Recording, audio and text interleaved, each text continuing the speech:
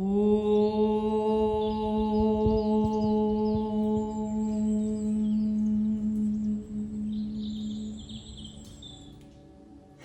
and welcome. My name's Kat. Welcome to this yoga channel.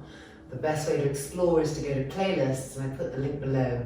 And all of the classes offered are organised into their respective levels, which makes it a lot easier to find what you're looking for. And welcome to this class. As you can see, we're going to use a chair today, and we're going to dedicate this class to really looking at mind state, how different variations of poses affect our mind state. Remembering that sensitivity is increased with curiosity. So we want to be explorers, taking note, increasing our sensitivity and increasing our intelligence. So let's start in seated Sukhasana, just to open class, taking some height to sit on. Let's meet back on the mat.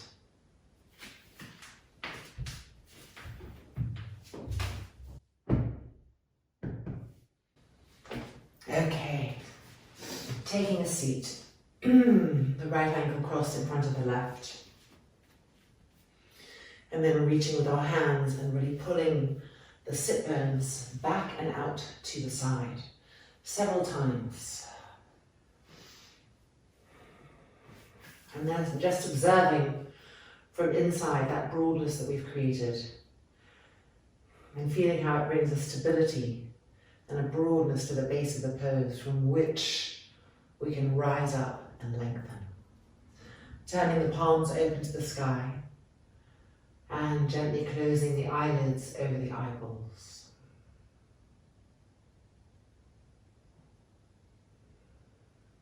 Lengthening the collarbones and rolling the front shoulders back.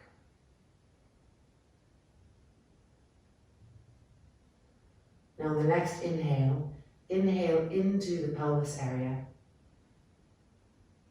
and then exhale deeply into the pelvis area, penetrating and feeling it from inside. Doing this a few times, exploring the pelvis area with the inhale and the exhale.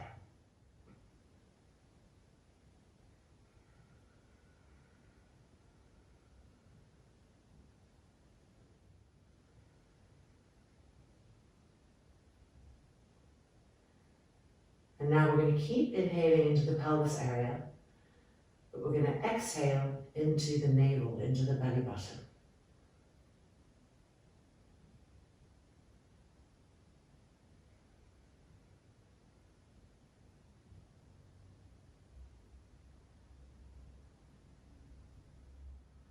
And now let's try inhaling into the sternum plate and exhaling from the sternum plate.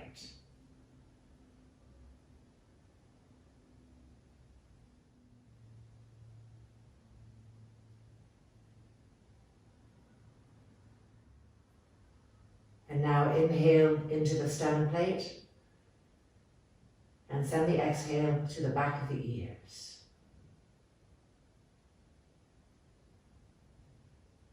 Exhaling into the back of the ears.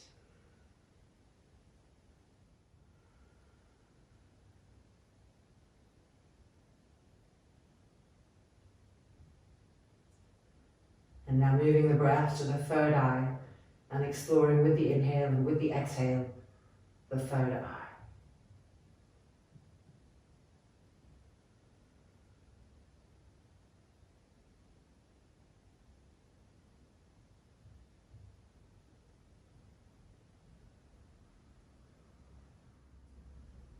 And then lifting the hands up, pressing the palms together in front of the sternum plate.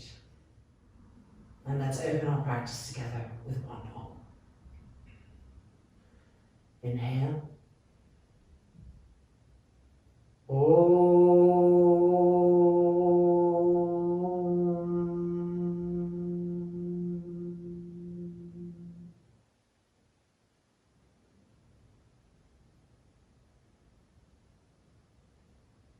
And then releasing the hands and gently allowing the eyelids to open.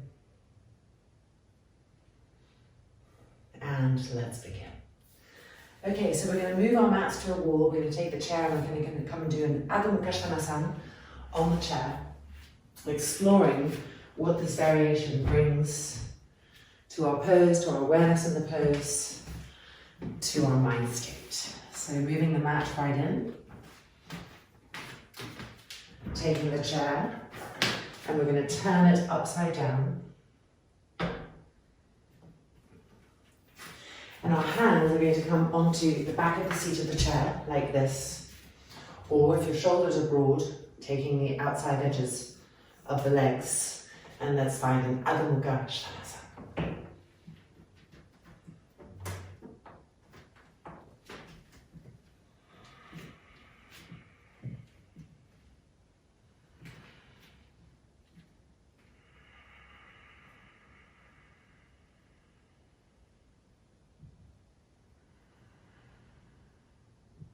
So first of all, feel how this particular variation is helping to keep the forearms lifted. And consequently, the elbows can really become sharper. And also it moves the weight out of the hands, so we can find more easily the density of the legs and the feet.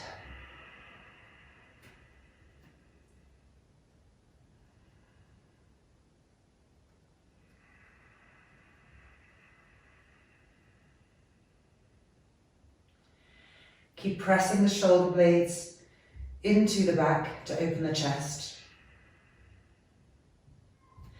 And now with the exhale, send both shoulder blades to each sit bone. So the right shoulder blade to the right buttock, the left shoulder blade to the left buttock with the exhalation. So here we go, let's try that.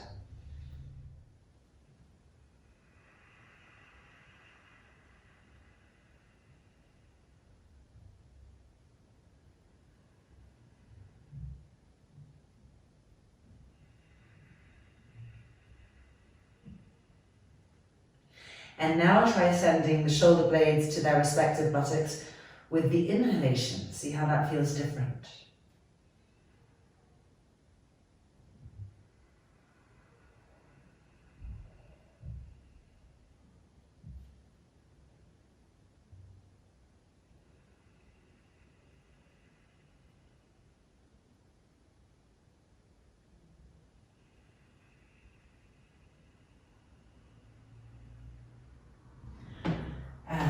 Releasing knees to the ground.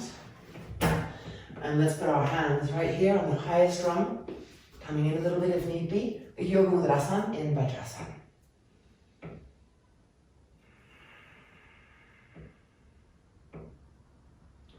So feel how when the hands are higher, we can really press the shoulder blades down and get an opening in the armpit area.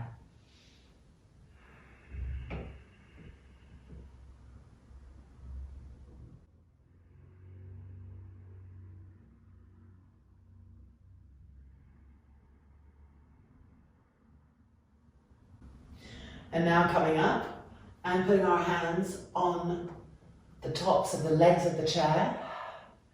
And again, Yoga Mudrasana. So the hands are even higher here. Make sure the shoulders stay broad. And use the height of the hands to get more and more openness in the armpit area, in the side ribs, and length in the front spine. So we're not shortening the abdominal cavity, we're lengthening the waists. And the back body, when the hands are lifted, can really experience pressing in. And see how that penetrates and opens the front body and the armpits.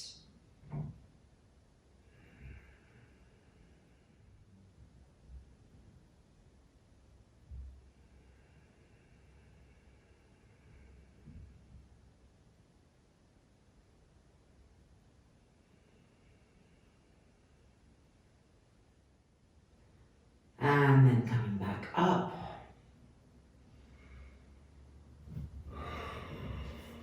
Okay, good. So, sitting here in Vajrasana, take a block. And we're going to put the block on the top of our head. And it's going to tell us a lot about our tendency, because we're looking to have even left neck, right neck, And most of us tilt a little bit, and so the block is going to teach us a lot about where we're tilting and how we're tilting. So sitting tall and as straight as possible.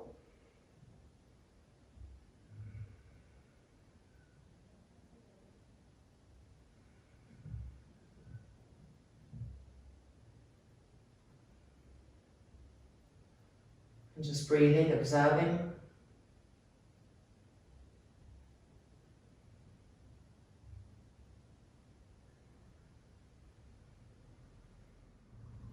And removing the block.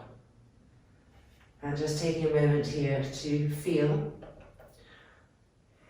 Observing the mind state. Did it sharpen it by having the block? What did it feel like to have the block on the head? And then releasing.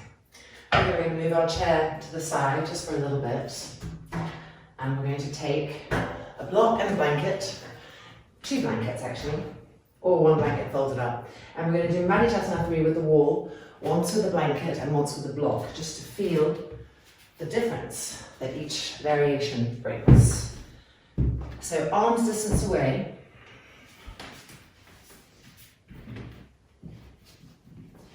Right knee bent, foot facing forward, left leg extended. Let's do the plant and get in there. There we go. Spreading the sit bones apart on the blanket. And now turning and twisting to the right, finding the wall with our hands. Feel the sit bones. Inhale the left arm up and exhaling across. Keep broadening the sit bones and pressing them down evenly into the blankets. Don't allow one sit bone to lift up.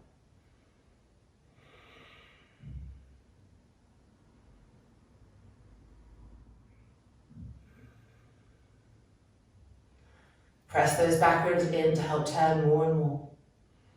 And keep that left heel firm.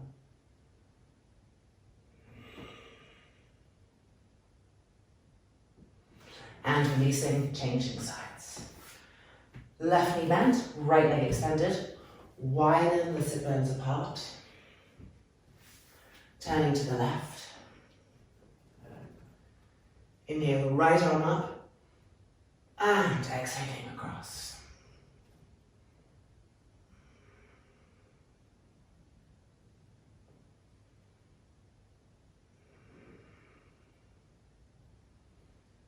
Keep feeling your sit bones, broadening them, pressing them down as we turn and twist with each exhale.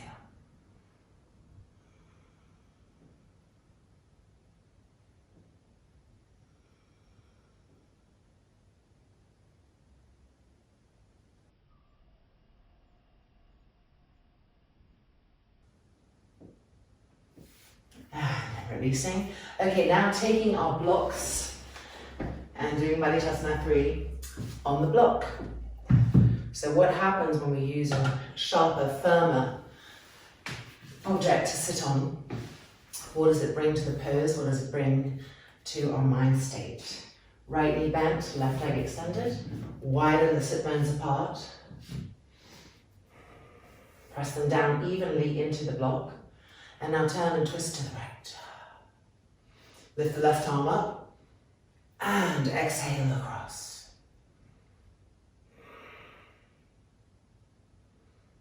Press the sit bones down, keep them broad.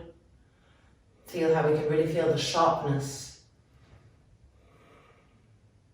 And through this sharpness of the sit bones onto the sharpness of the block, is there more mental sharpness?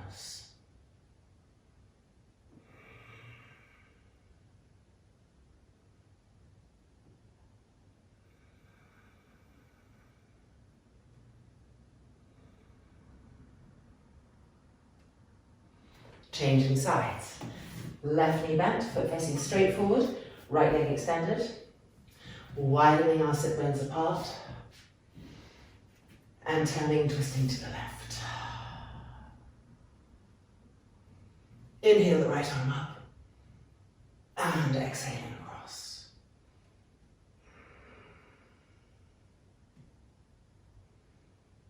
Stay with the presence of the sit bones.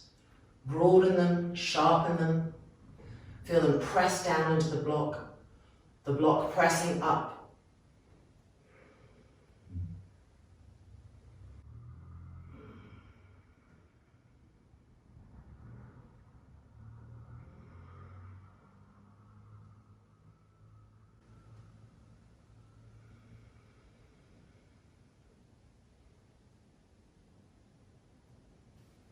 And exhale, and releasing.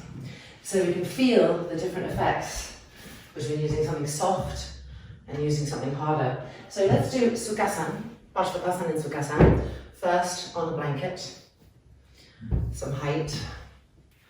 Right leg crossed in front of the left, widening our sit bones apart, just like where we started. Bring the arms in front, interlock the fingers.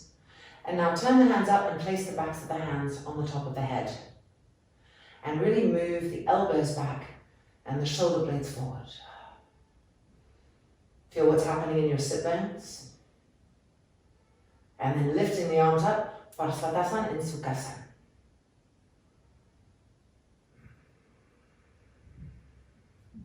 Keep broadening the sit bones apart, pressing down to lift up to get more and more verticalness.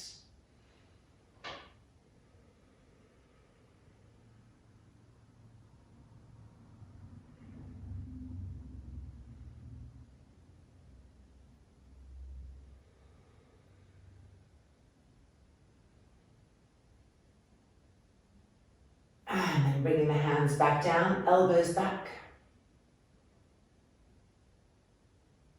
And releasing. Remember the interlock you have, because we're going to change it. We're first going to move the block and take the blankets out.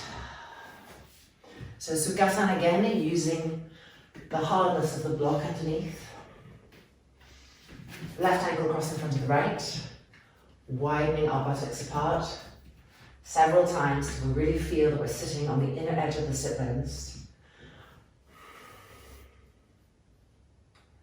Okay, changing the interlock of the fingers, turning the palms out and bringing the backs of the hands to the top of the head. Elbows back, shoulder blades forward. And lifting the arms up, Parshvottanasana in Sukhasana.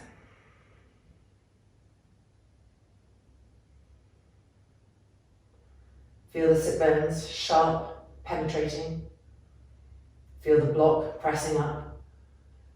And stretch the arms, stretch the waist. Open the armpits more and more.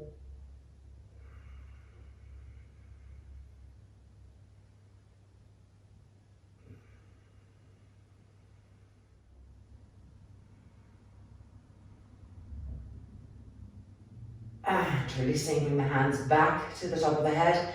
Elbows back, shoulder blades pressing forward, sit bones spreading and sharp. And releasing and coming down. Okay, so just taking a moment to note the difference that you experienced in both. And now let's come to our chair. Okay, so we're going to bring the chair, I'm going to do the mirror image of you, it's easy for you to follow that way. So bring the chair to the right hand side, standing in Tadasana. And now lift the right foot, place it on the chair, and move the foot so that you're getting a 90-degree angle right here, and the knee is over the heel. Putting your left hand on the inner knee to help it roll open. And then you can put your hand here and actually roll the thigh open. And this hand can go behind and find that front buttock bone, the right buttock bone, making a little fist with the hand, pressing the buttock bone forward as we roll this thigh open. So we want to avoid this hip poking out. Keep rolling the front of that left shoulder back, rolling this right thigh open, pressing the right buttock bone forward.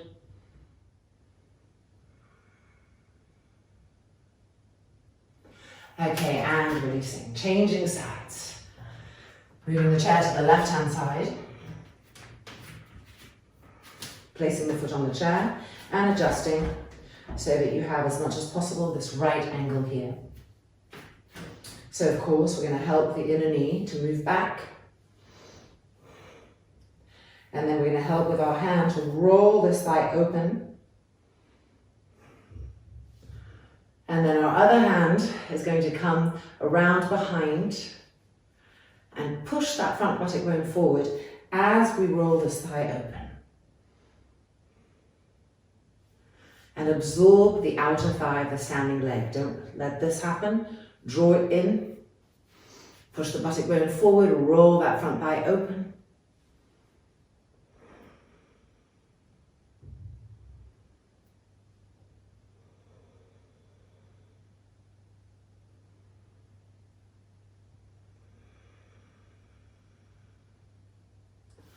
Good. And releasing. So, seems so simple, but when you really get into each movement, so much happening there, right? Deep openings, even in the simplicity of it. Okay, now we're turning the chair, we're moving to the right hand side, and we're turning it so that we've got the railing facing us. We're lifting our right foot up, finding the same position that we were just in. Now we're going to bring the back of the knee to the railing and put the foot through as needed. And as you pull the foot towards you, the chair will lift up a little bit. You can move this one foot away, whatever's more comfortable. And just focusing on the squeezing action of the back of the knee to the railing of the chair, whilst keeping, there we go, whilst keeping this leg rolling open.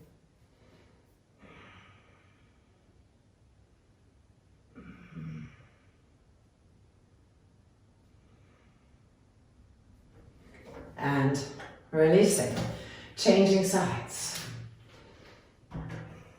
So left side now. Adjusting, finding the imprint. Rolling the thigh open, buttock bone forward. Take a few breaths there. And now we're going to experience and explore the hooking of the back of the knee on the railing of the chair. Bringing the foot in, allowing the chair to lift, and now squeeze, grip.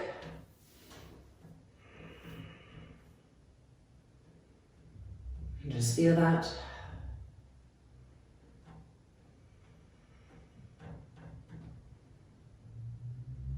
And exhaling and releasing. Okay, moving the chair a little bit.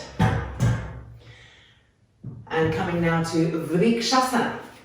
So from Tadasana, I'm doing the mirror image of you. Lift the right leg up first. And as you lift the leg, squeeze like you just did on the railing of the chair. See how the leg and the foot lift up. And now take your hand, take it and place it on the inner thigh. And keep squeezing the imaginary chair behind the knee. Push this open. Arms in front, interlock the fingers, turn the palms out, hands to the head, elbows back, and then stretch the arms out.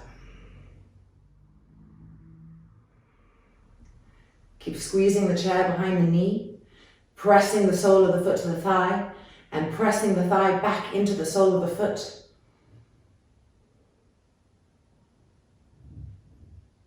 And then hands back down. And releasing Tadasana. Changing sides, left side. So we're going to lift the left leg and immediately squeeze the railing of the chair behind the knees. Feel how the whole leg lifts up differently. And then take the hand, place the foot. Keep squeezing the railing of the chair behind the knees. Change the interlock of the fingers and the palms out to the top of the head, elbows open, shoulder blades pressing forward. And lift up, Vrikshasana. Press the sole of the right foot against the inner thigh. Press the inner thigh back against the sole of the foot. And keep squeezing the railing of the chair behind the knees.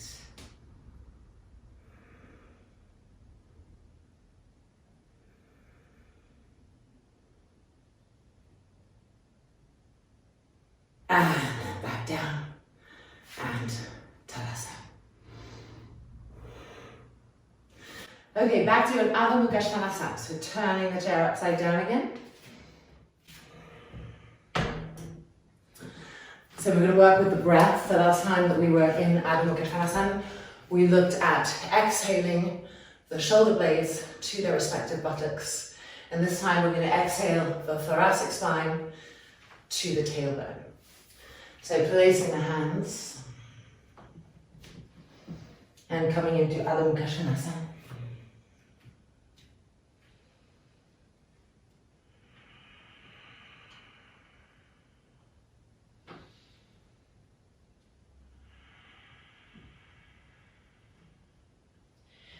Now find the thoracic spine,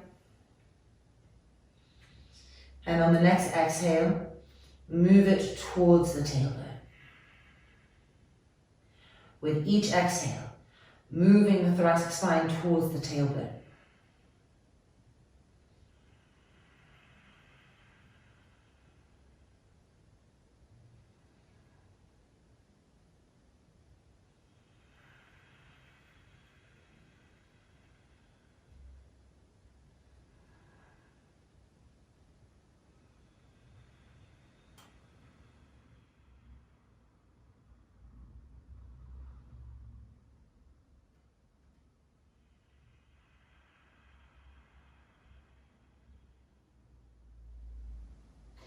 And then coming down onto the knees and finding Yoga Mudrasana.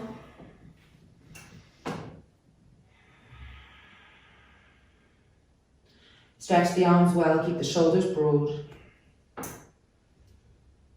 And move the thoracic spine towards the tailbone.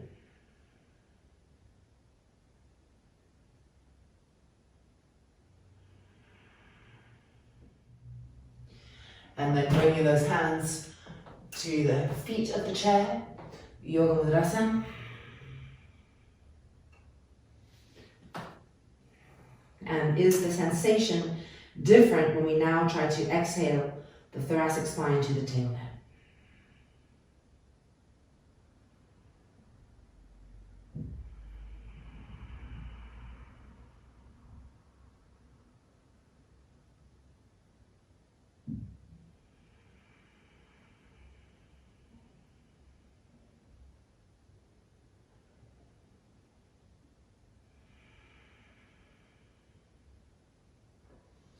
And then coming back up.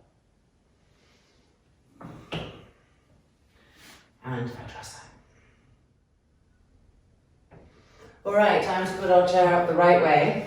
And let's come to Viparita Dandasana on the chair. So supported back bend, so to speak. Let's see, turning the chair this way. We're going to use a bolster and a blanket for our neck and our head, supporting the head, which is going to help us release the neck. And we're going to look a little bit at the cervical spine with inhales and exhales in our Viparita Dandasana.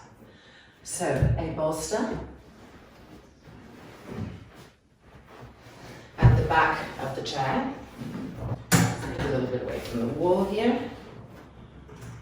There we go. A blanket on the bolster. And then a blanket on the chair.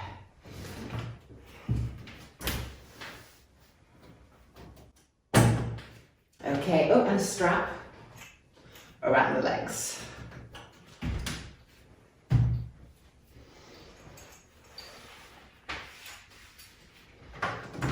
Okay, so widening this loop so that we can get our legs through.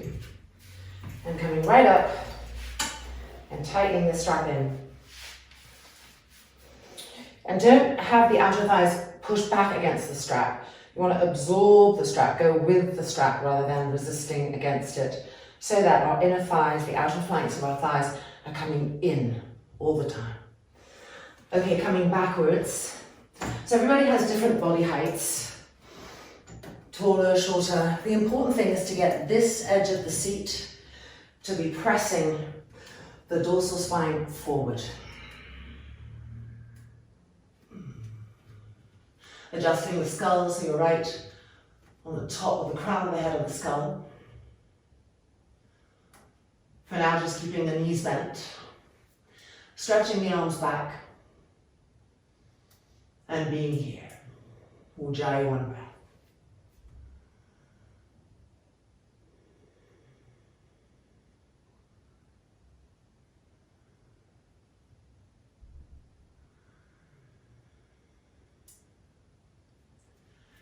Now let's work first with the shoulder blades to each back hip with the exhalation. For the next few exhales, seeing how you can move the shoulder blades down towards the back hips. And what does that bring? How does that change things?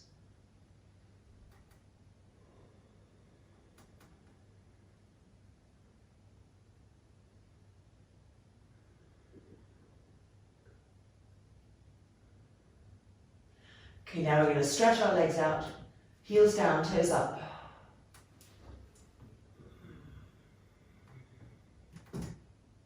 Keep allowing the front face to recede, to move back towards the back skull.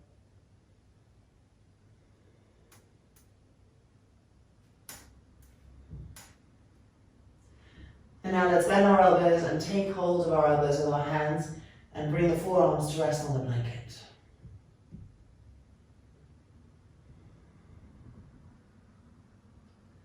Take a few exhales to reconnect with the shoulder blades moving towards the back hips.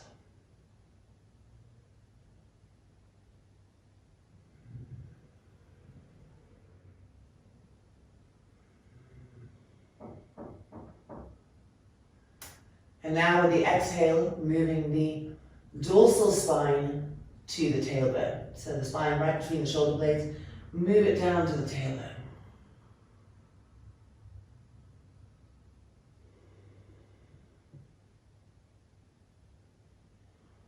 And can you feel how when we do this, when we directionalize in that particular way, we get more freedom in the armpits, and the arms actually feel that they can come down more.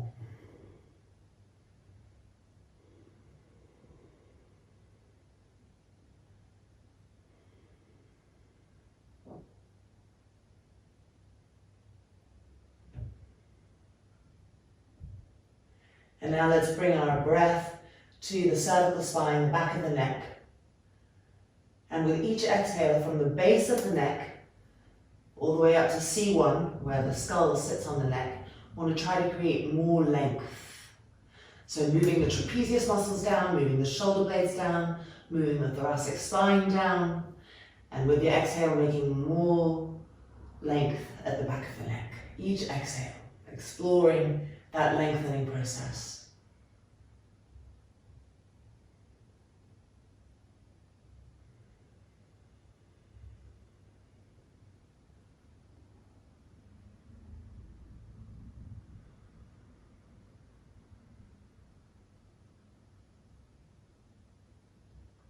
And when we're able to lengthen the cervical, what effects is it having on the front throat, on the jaw, on the face?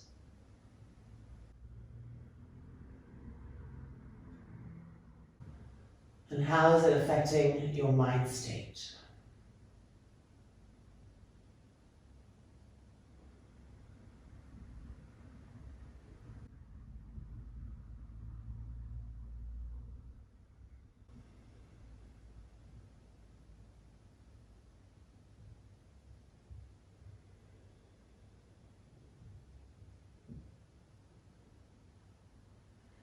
Okay, releasing the hands, just holding the railing of the chair, bending the knees back in, feet parallel. Re-roll the shoulders back, the front shoulders rolling back. Make sure the belly button is going towards the lower back, connecting with the lumbar, and re-stretch the arms.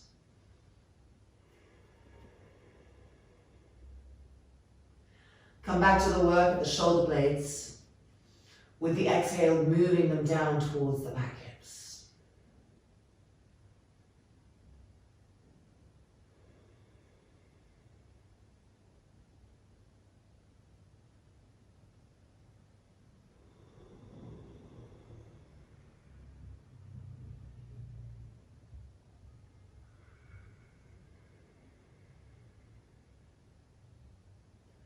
And moving the dorsal spine and the thoracic spine towards the tailbone with the exhale.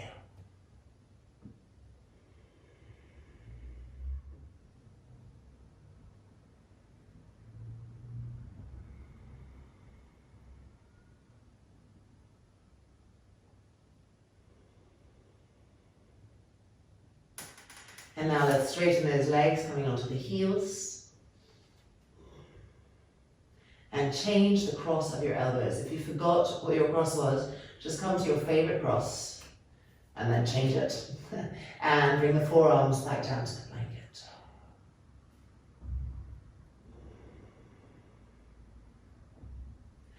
Tuning back into the action of the shoulder blades, being directionalized down the length of the back towards the buttocks.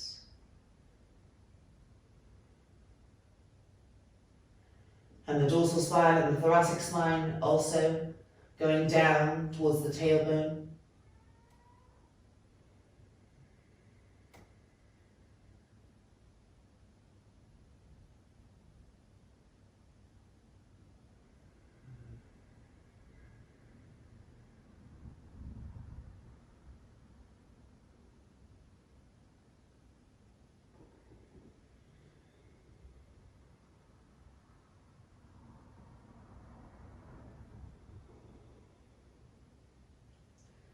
And now let's bring our breath awareness, our curiosity to the neck, to the cervical spine. So finding the base of the neck, finding the top, C1, right where the skull sits on it. And with each breath, trying to create more length between those 2 points. How can we bring more length there?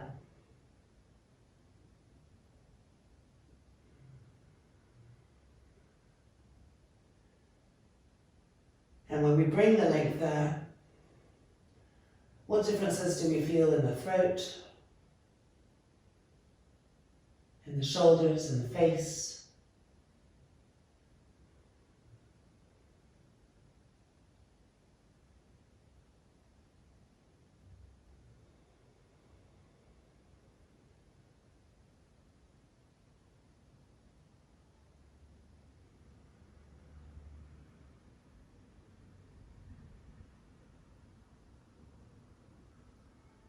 And how's the mind feeling?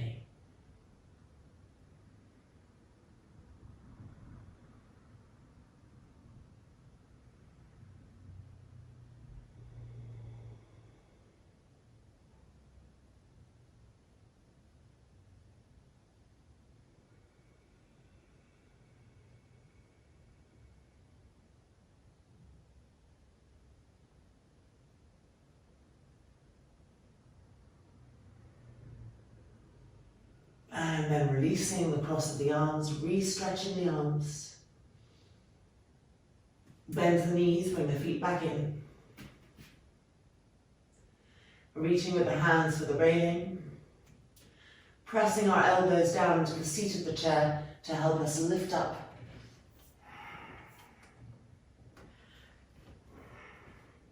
Making sure to connect the belly button to the lower back as we push ourselves back and take up the whole seat of the chair.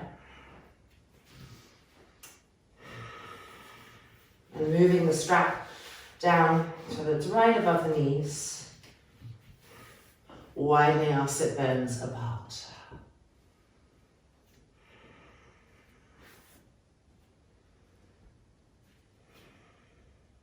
Coming to a Baddha, but with special emphasis on the shoulder blades. We bring that right arm around. We don't stop here at the back of the chair. We go all the way around the side, around the corner. Left hand holds the railing. Sit bones stay sharp, broad. And with each exhale, turning. And there's 2 actions that we want to have simultaneously take place. So as we roll the front of the right shoulder back, we want to feel our right shoulder blade pressing forward. So here we go.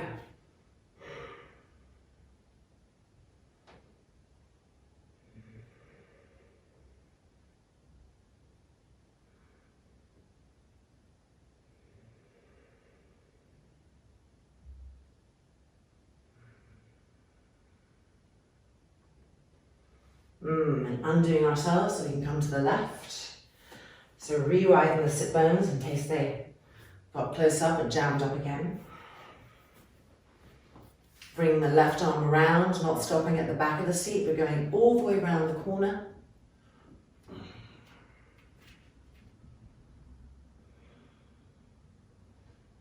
Connecting with the sit bones, keeping them broad, wide.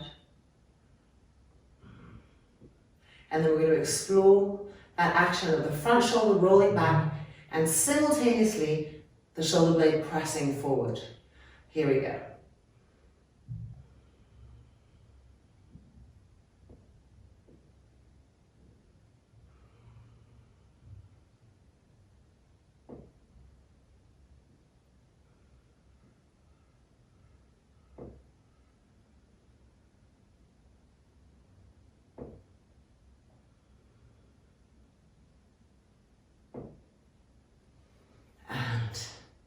Coming to the center.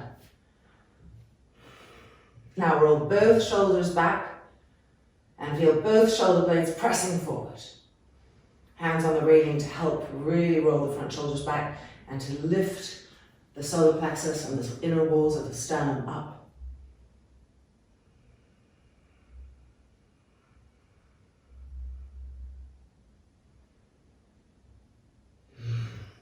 And coming out. Okay, moving the strap, coming out of our chairs.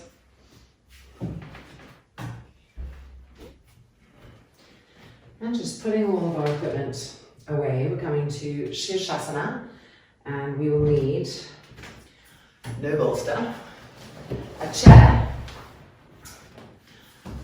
possibly 2 blankets. This is going to depend on the width of your shoulders. If you have very broad shoulders, then you won't. And if you don't have very broad shoulders, then you will need 2 blankets. And we're going to turn the chair this way. There we go. Okay, we need a block. I'm going to get a foam block because these bamboo blocks, which I love, they're very slippery. And we're going to be putting our block right here underneath the railing of this chair. So nice if you can have something that's not too slippery. So actually I've got a cork one here. Each block has a different pro and con, right? So I have a cork, I have a bamboo, I have a very firm foam, not the ones that like squish in, and then I've got the old-fashioned, just a nice hardwood block. And they all have different effects. So here we go, the block is right here.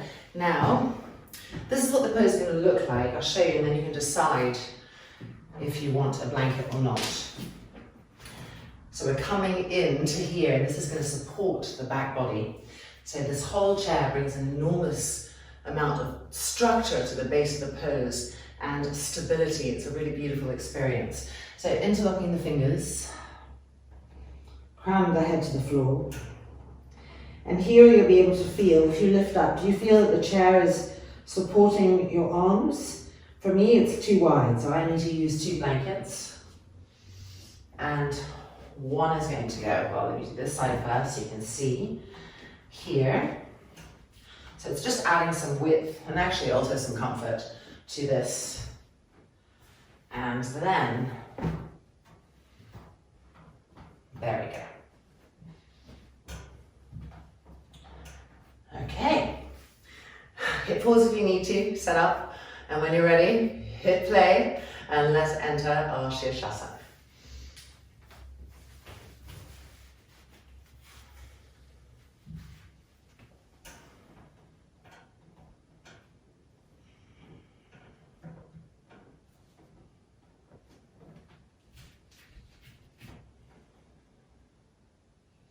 Keep the shoulders nice and broad and lift the trapezius muscles up. And when you're ready, walk the feet right in. You can feel the back of the chair supporting the back. You can bend the knees to come up. And then straighten the legs and find Shirshasana.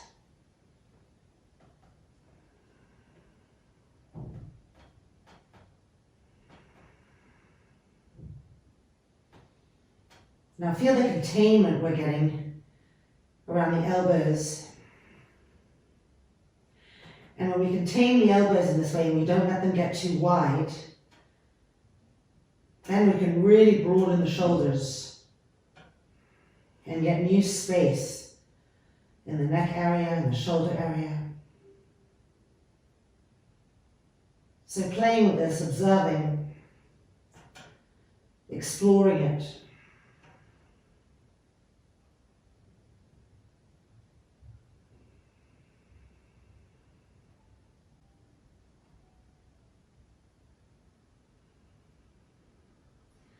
And the back body feels the presence of the seat of the chair behind.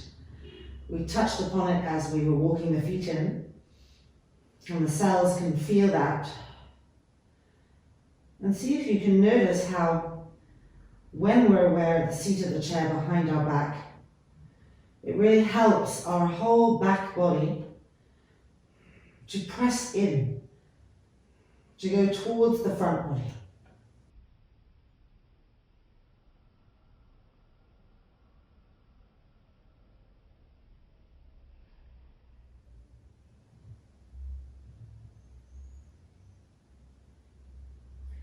Now with our exhale, let's find our shoulder blades again. And let's sweep the shoulder blades towards their respective hips, buttocks. Here we go.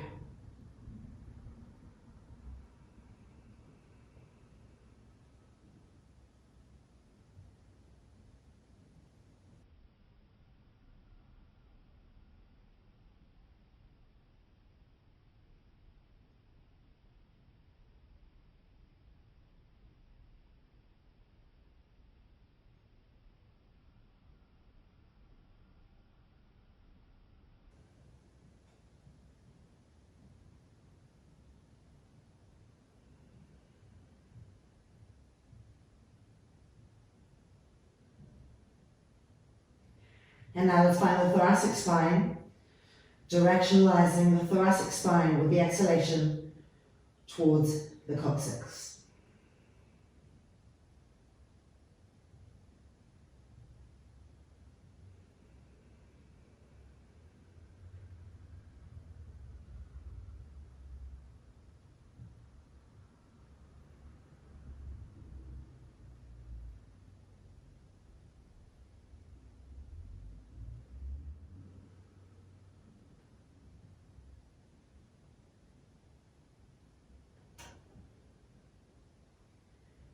And now let's observe the cervical spine. How can we create more length from the base of the cervical to C1?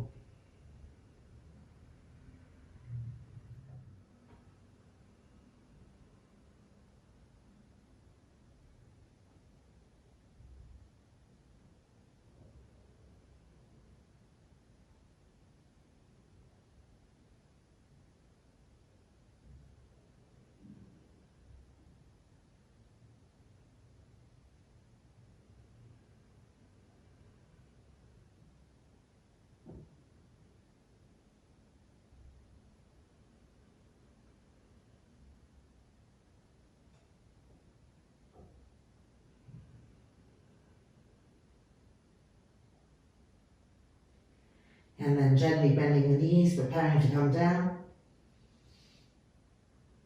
As we bring the knees towards us, we'll find the seat of the chair. Repress the back ribs in. And then coming forward. Yoga Mudrasan with the hands on the top seat of the chair.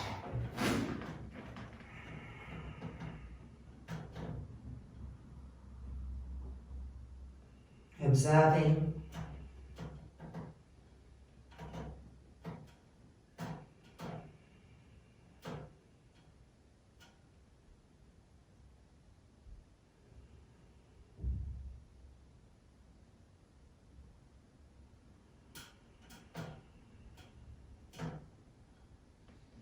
And then coming back up.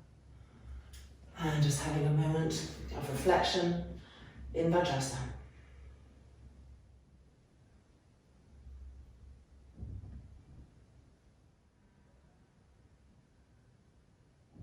And tuning back into mind state.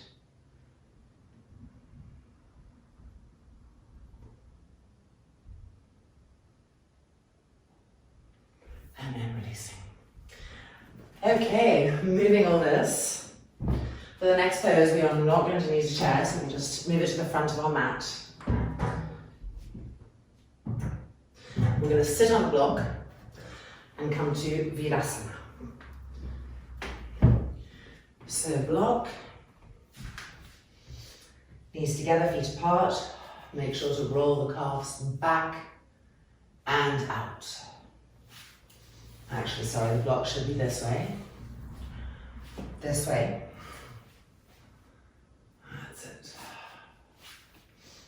Putting the feet in, pressing the outer edges of the feet down. And reaching with our hands and spreading those sit bones apart. Backs of the hands on the thighs. Elbows back, front shoulders back. Let the pressure of the backs of the hands on the thighs help the thighs to be reminded to press down to the thigh bone, to iron down. And as they press down, we can rise and lengthen up. And with the exhale, move the shoulder blades to their respective buttocks. And then explore how to lengthen the cervical spine.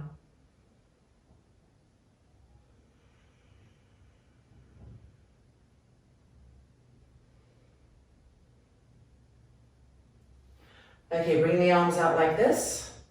Elbows in, hands slightly out. Just to really keep the elbows in right from the beginning. And inhaling the arms up, Urdhva Hastasana, arms. Keep pressing the front thighs down, feeling the sharpness of the buttocks on the sit bones. And turning and twisting to the right, Baddha in Virasana. So the left hand comes here, and just the fingertips come to the back floor, which means in order to reach the floor, because we have height, we're asked to roll that front shoulder back, simultaneously press the shoulder blade forward. Remember that from Baddha on the chair. And so we have greater length and openness in the front spine.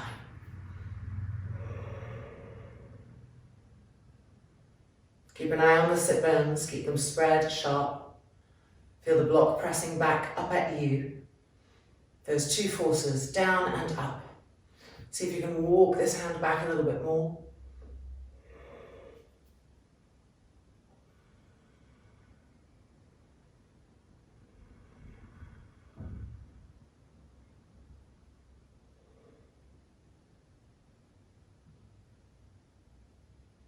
And back to the middle. Re-broaden the sit bones apart. Press the front thighs down again. Bring the arms up, elbows towards each other, hands slightly open. And from there, lifting up to Urdhva Hastasana, arms. And turning and twisting to the left, Baddha Virasana on the left. So fingertips pressing to the floor, and we have to lean back to reach the floor. And that asks us to roll the front of that left shoulder back and simultaneously press the left shoulder blade forward.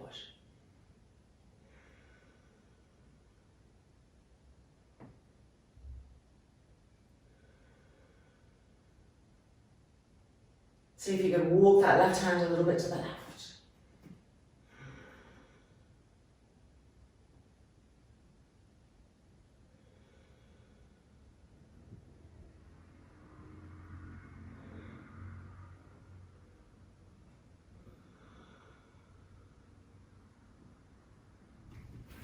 And exhale, releasing. Just take a little moment to reflect on the different sensations.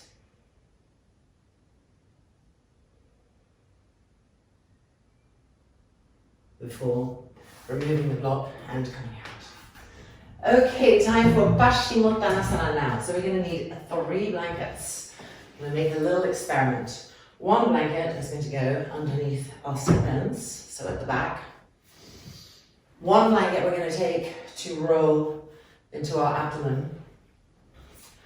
And the last blanket we're going to put underneath the knees to make that experience and see what it brings. Of course, widening our sit bones apart. There we go. And then, little roll here.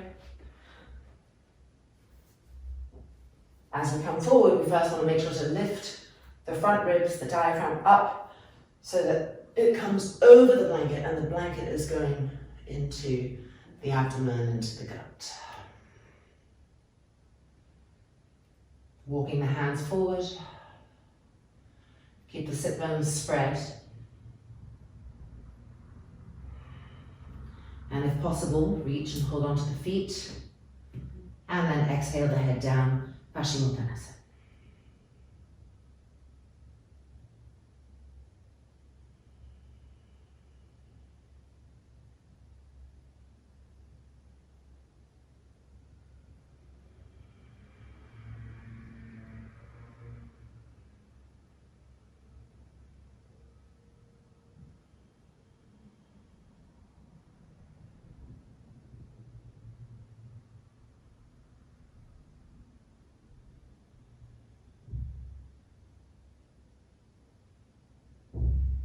Now with the exhale, find the shoulder blades and move them towards the buttocks.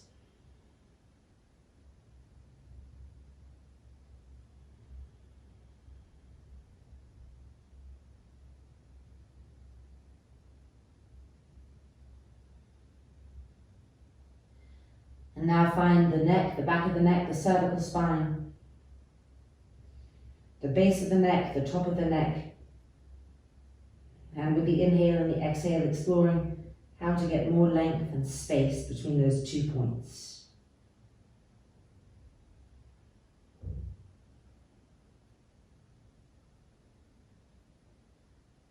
At the same time as all of this, keep the stomach soft and yielding to the blanket, so that the blanket is drawn in by the abdomen, and each breath is massaging those organs around the blanket.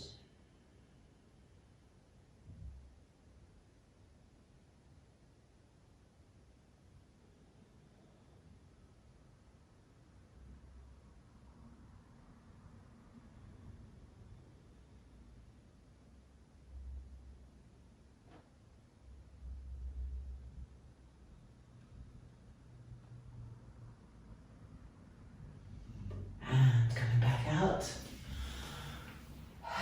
Okay, we're going to remove the blanket from behind the knees. Have a different slightly different experience. I'm going to take this rolled up blanket, put it here for our foreheads. If you can't reach, of course, you can take a bolster or pile blankets up so that your forehead is going to connect to something. Re-widen the sit bones apart. Fingertips to the floor. As we come down, we'll already feel the difference when we don't have the support of the blanket behind the knees. What is that difference for you? How does it make you feel differently? And then adjusting so that our forehead can come onto the blanket, Paschimottanasana.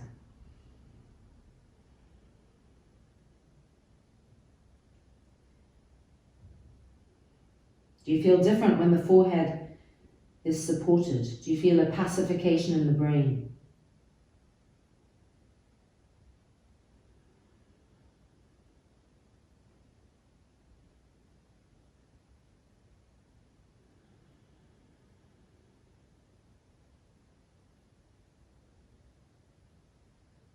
Check that the sit bones are still spread apart from each other, that they're sharp.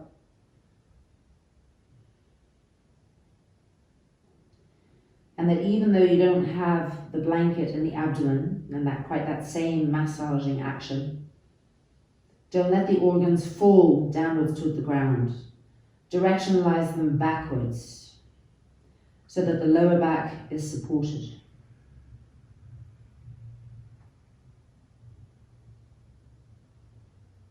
And then coming back to our shoulder blades and having them stream down the back with the exhale, noticing how that helps to clear the shoulder neck area.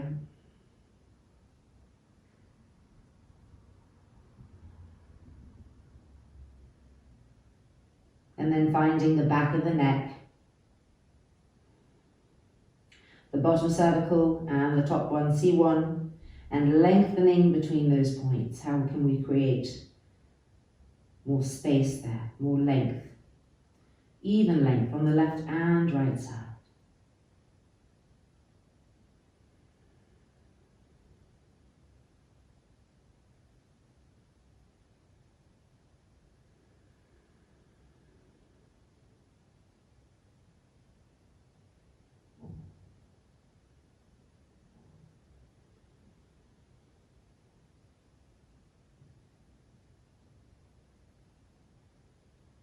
Notice the quietness in this particular version, and the forehead is supported.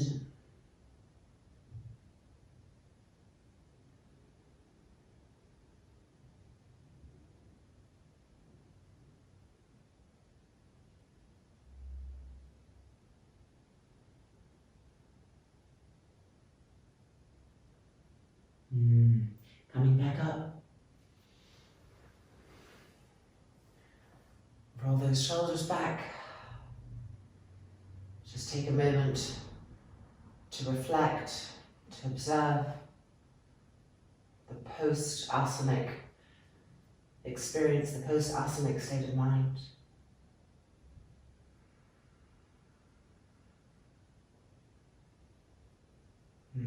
And then undo. Okay, we're going to come and lie down on our backs now, and we're going to put these blankets away. We need 2 straps. Coming to Supine Palushasans with 2 straps for extra sensitivity and extra ability to explore.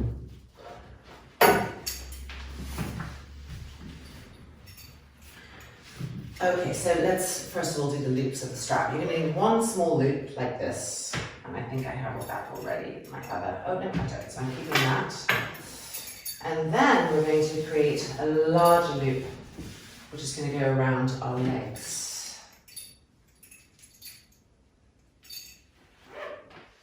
So you're going to put your left foot against the wall, and then as you lie down, just bend the right knee towards you, and just move the buckle so it's on the outer hip, like that, so you can pull the strap away.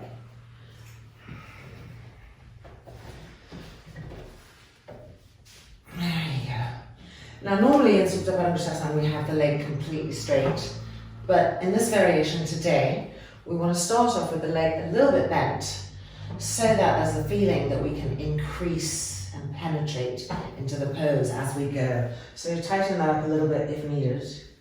Okay, let's first come to Ekapala Supine Palushasana, because we're here, so interlocking the fingers. And as we draw that right knee towards us, we're pushing with the left foot into the strap, and it's helping to pull that right outer hip down towards the wall. And breathing, see if you can feel that you're getting more spaciousness in the right abdomen here. And even spaciousness on the back, right and left hip, so it's bringing evenness.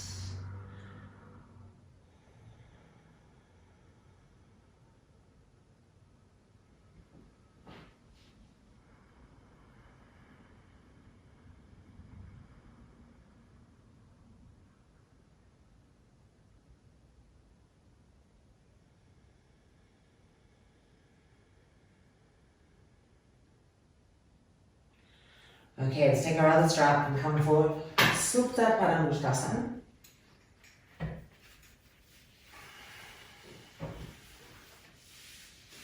Arms above the head. And now what do we get out of this variation? Our left foot is actively pulling the outside edge of the strap on our hip towards the wall.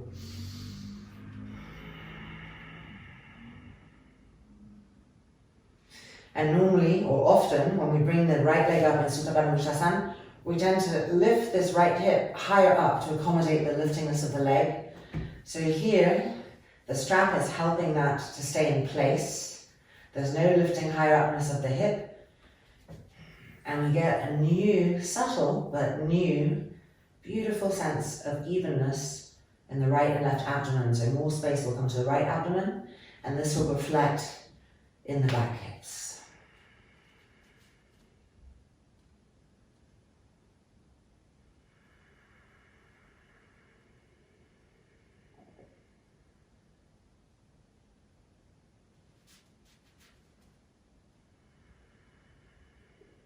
Keep rolling that right outer hip towards the wall.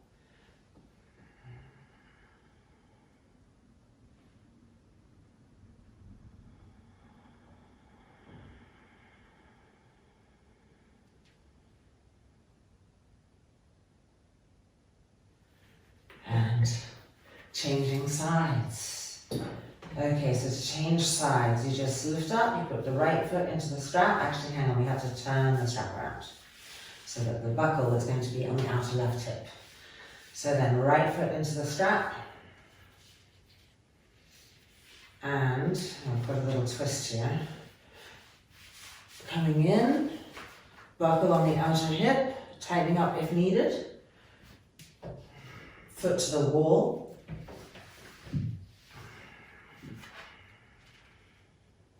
Ekapara Supta Pavanamutasa.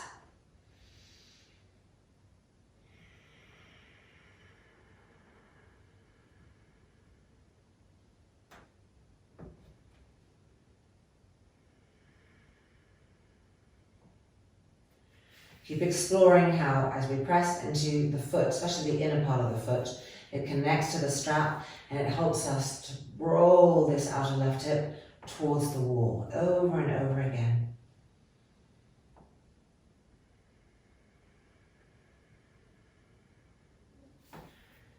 And feel the sense of spaciousness coming to the left abdominal cavity.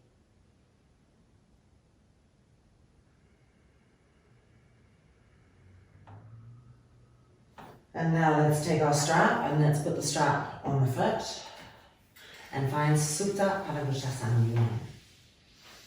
Keep pressing the right inner foot into the strap to draw the left outer hip towards the wall. Exploring that new spaciousness. When we would normally lift the left leg, our left hip would lift up a little bit. And here we're really moving the root of the thigh away from the action of the leg coming towards us. And there's a distinct sensation of more freedom and evenness coming to the left abdomen and the left back hip.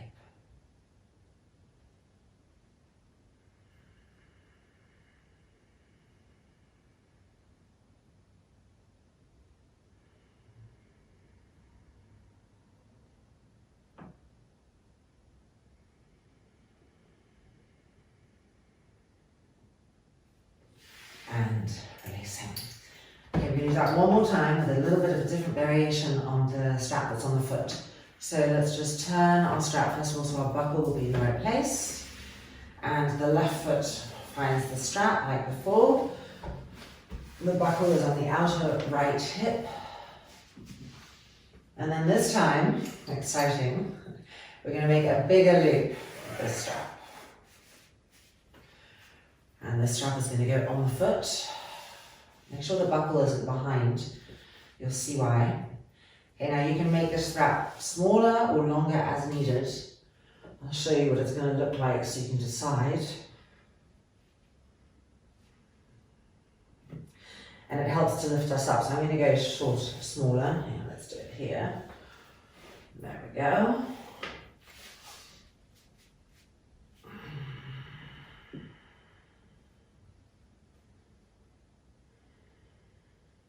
Now push into this left foot so that you're activating the strap and rolling that right outer hip towards the wall. And then what happens, what do you feel when the skull is supported like this? How's the cervical spine, the space? What's the sensation of the brain, of the skull?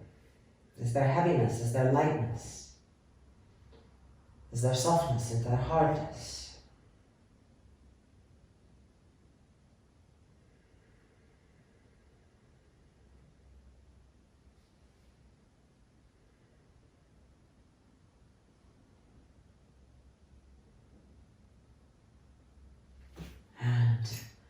Taking that off, and let's change sides.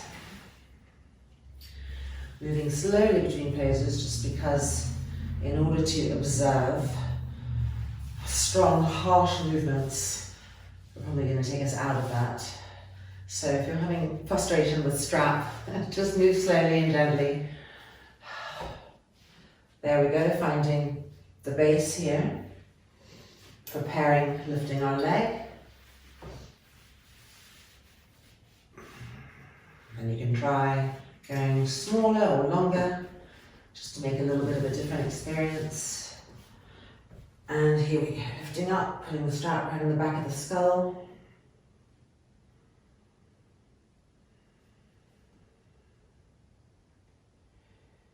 And moving into that observing mode, reenacting the work of the strap, moving the outer hip towards the wall.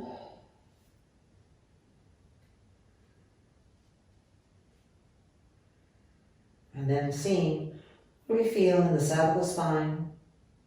How does the brain feel?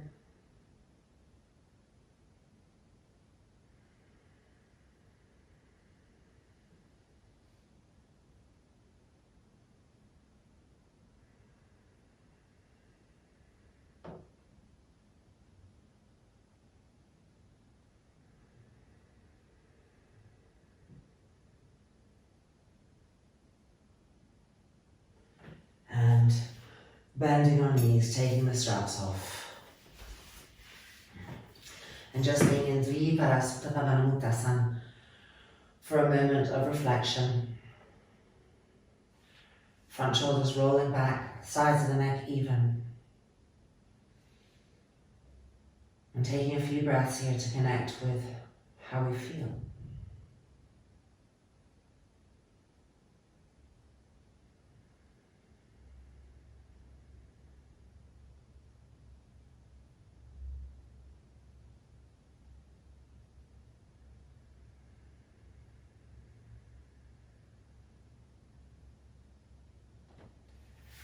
And then beat the feet to the floor, and let's roll over to the right and come up to sitting. So it's now time for our Savangasana cycle.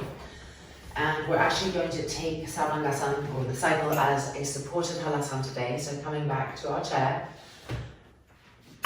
let's set ourselves up. So having the chair here. Now, if you're very tall, then you're going to want to put some blankets on the chair to lift the seat of the chair so that it's the right height for you.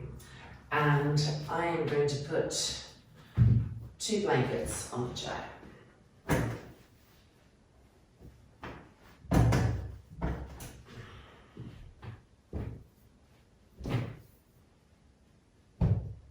There we go. So you can see that the seat is high. I'm about 5'8". And then we need some blankets for our neck.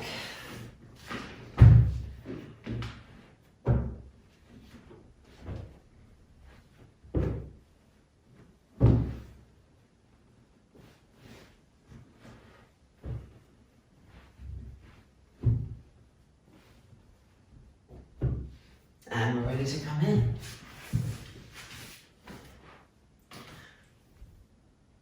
So lying down, just moving the skull back so we bring space to the cervical again. We want to be about 3 fingers away from the edge of the blanket. And when we feel ready, let's lift up.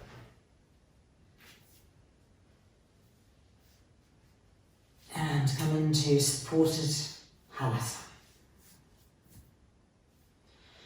Now once we're in and feeling stable, we can move the chair forward.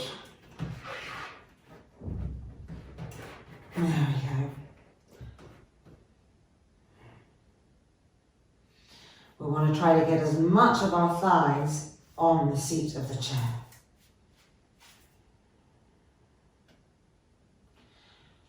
And if you've got the right distance, if you raise the seat of the chair to the right distance for you, there'll be a sensation almost that you're hanging, so the neck is not being compressed. And now bringing the hands behind the back, interlocking our fingers. And rolling each of those front shoulders back and simultaneously moving the shoulder blades forward.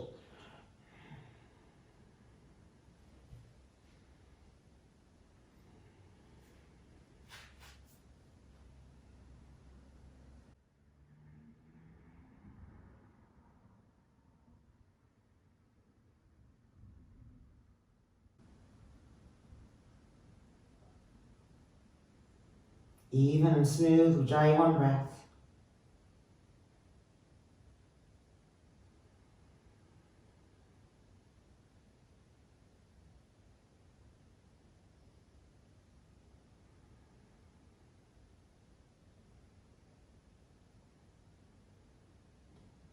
And with the exhale, find our shoulder blades.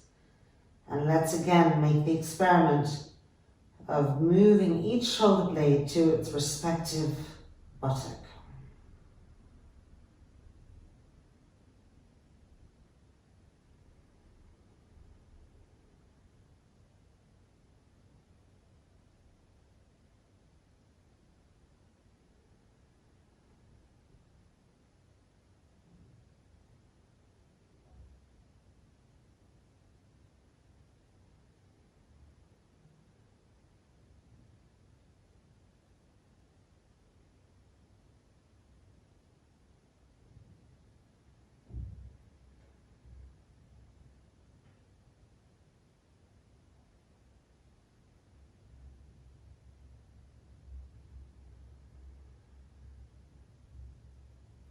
Keep the front threads soft.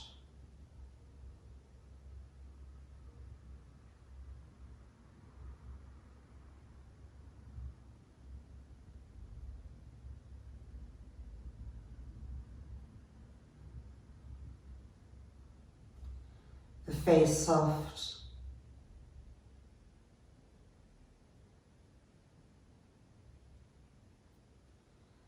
Let the eyeballs move backwards to the back of the skull.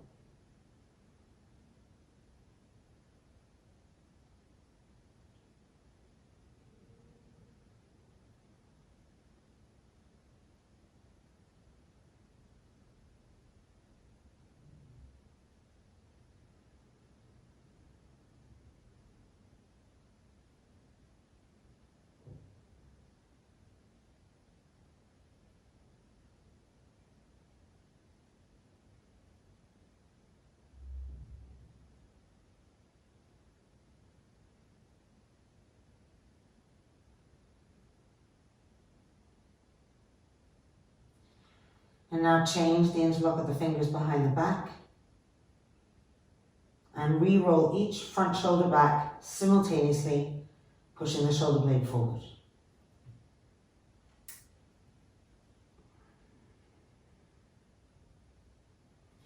Settling into Halasana, smooth and even breath.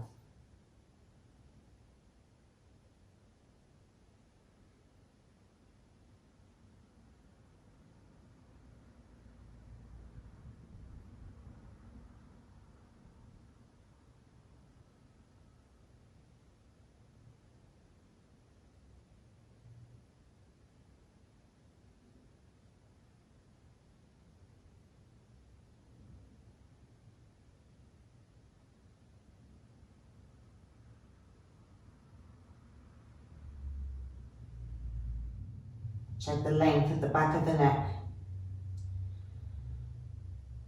And tune back into our shoulder blades, directionalizing them with the exhale down the back towards each buttock.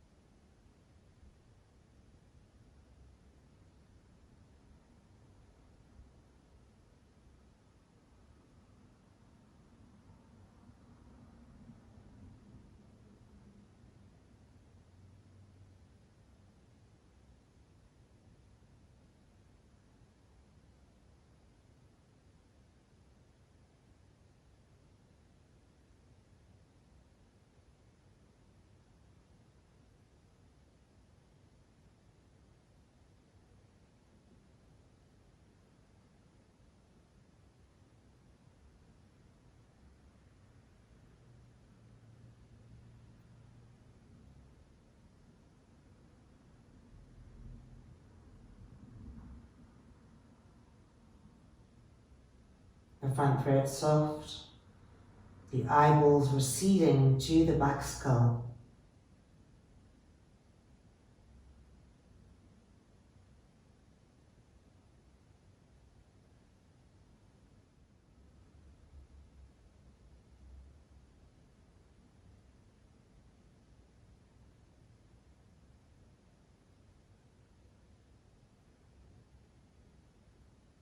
And then releasing the hands. We can bring the hands back and hold the legs of the chair as we take our legs out.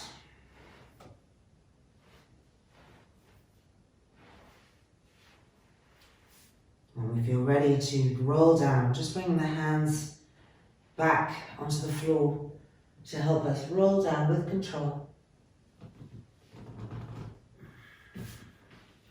And then just moving back until our head and shoulders can be on the floor. Letting the inner knees rest against each other. And taking a moment of reflection, of observation here.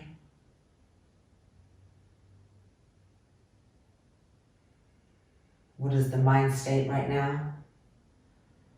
How has it shifted from before supported halasana? How is it different now?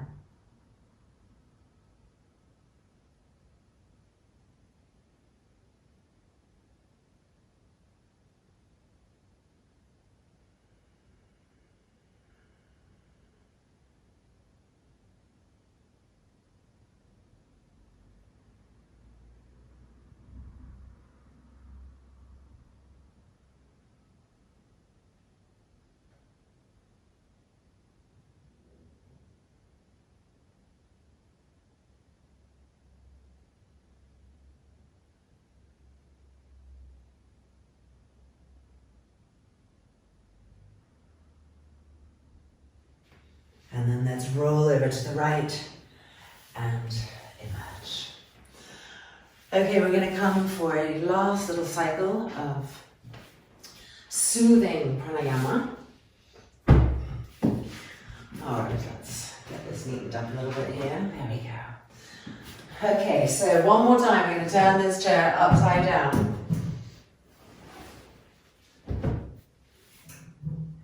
And it's like that, with the railing, top railing, right against the wall. And then we're going to take a bolster, which is going to go here. Okay, we're going to be lying back on that bolster. And then a blanket at the top of the bolster for our neck and head. And you may wish to have a block underneath the sit bones. This will just depend on your virasana. So we've done that already, so you'll know how to put it like this so that both sit bones can connect. Okay, pull the calves back and out, taking a seat, deciding if you need a block or not. You definitely want to be comfortable. This is not the time to force, this is the time to be comfortable so that we can really receive the breath as the gift that it is without any niggling discomforts. Adjusting the bolster so that we'll do this blanket for legs, you can see, so that the bolster is also supporting the back of the head. So I might have to pull it up a bit. Often when we do this for the first time, the bolster's too low, especially if we have a smaller bolster. This is quite a big bolster, which I like. And then the blanket here, just supporting the cervical spine and the skull, not underneath the shoulders. Roll those shoulders back and press the shoulder blades forward simultaneously. Then bring the arms above the head, hold onto the elbows, and rest the arms back. And then closing the eyes. So we're going to be starting with Ujjayi 1, really taking the time to count the length of the inhale precisely and to count the length of the exhale. And over the course of a few breath cycles, finding an evenness between the inhale and the exhale, where they're exactly the same count, the same intensity, velocity, taste, everything about them as even as possible. So exhaling and begin.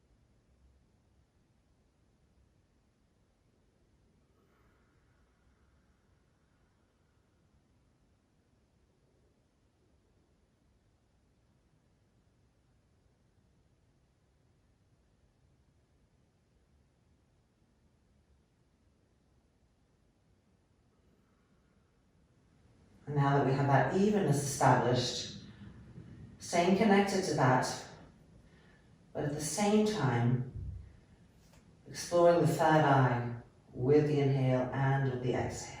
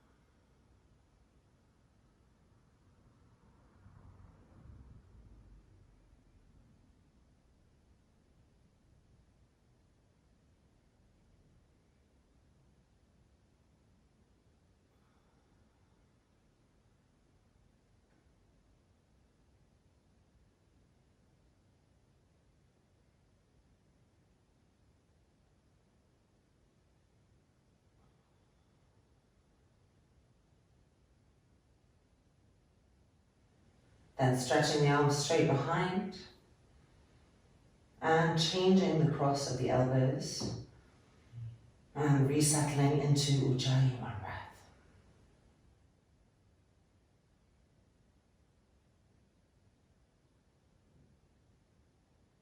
Now we're going to add a little retention, a little space, a gap. So we'll inhale for the count that we now know is good for us. And then we'll hold the breath for 3 counts. Then we'll exhale, the same duration as the inhale. And then we'll hold that space for 3 counts. So starting with the exhale and begin.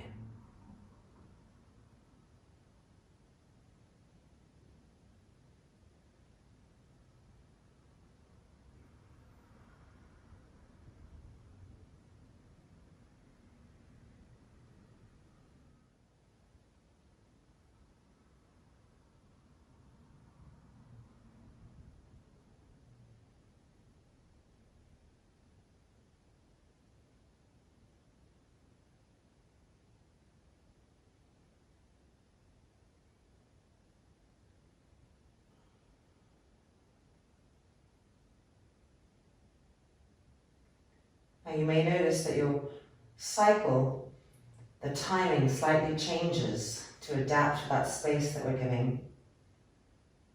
So So just making sure that we're keeping that evenness of duration between the inhalation and the exhalation, adjusting as needed so that it stays even.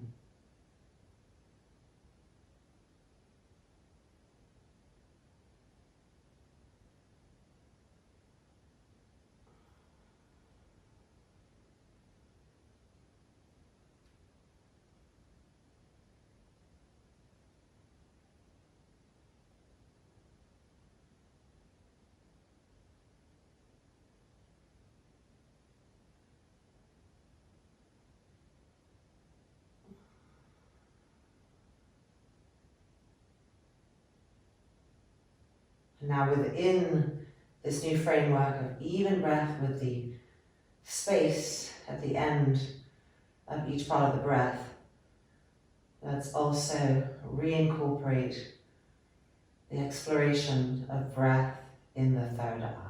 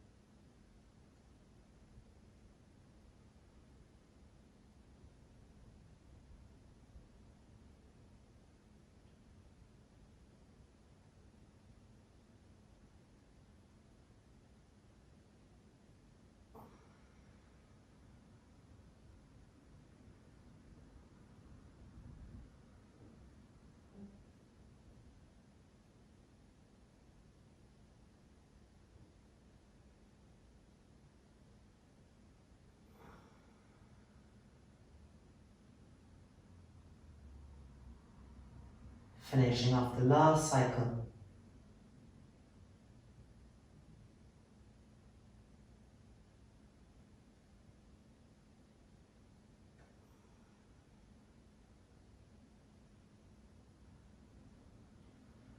And then uncrossing the hands back down to the ground. The eyelids can gently open. And we're going to come up.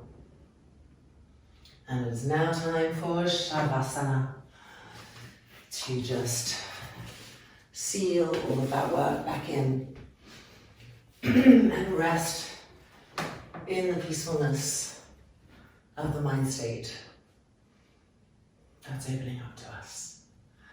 So moving our equipment out of the way, and we'll use the chair for our calves.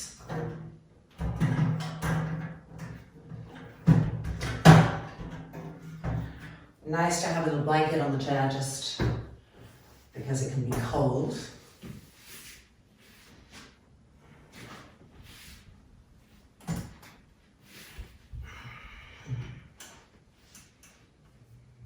Dependent on your neck, your head, your shoulder setup, you may wish to have a blanket under the back of the skull. And we're of course first going to prepare the shoulders.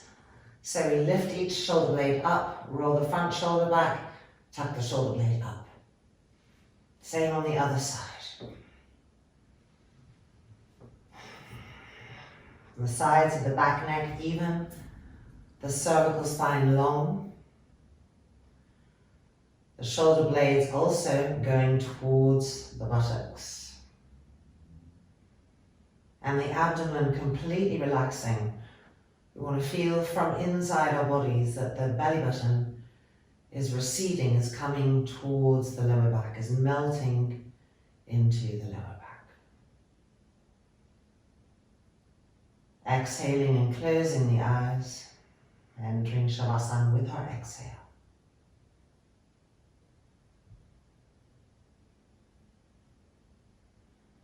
No more effort.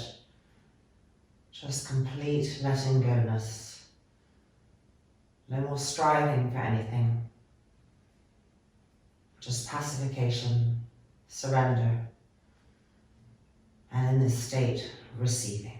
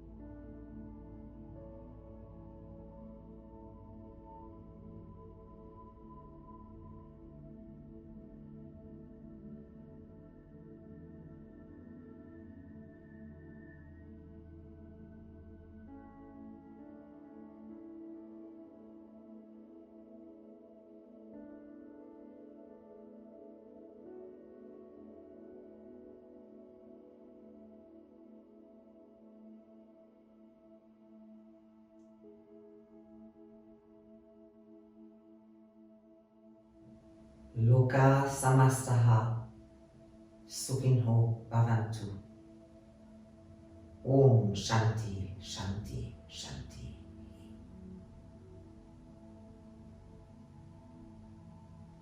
Bring the hands to gently rest on the lower abdomen.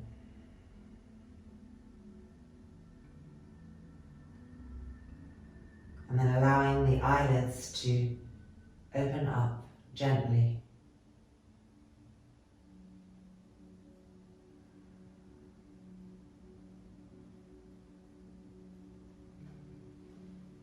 And now bring the feet off the chair.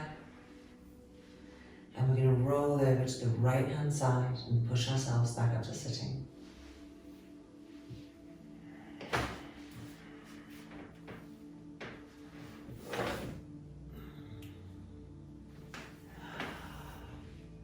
And welcome back. Our practice is complete. So just taking a moment before we stand up and rush off to check back in with mind state.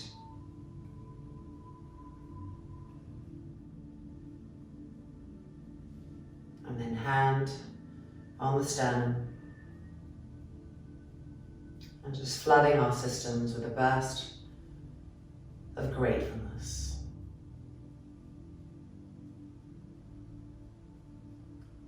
And when we feel that that is complete,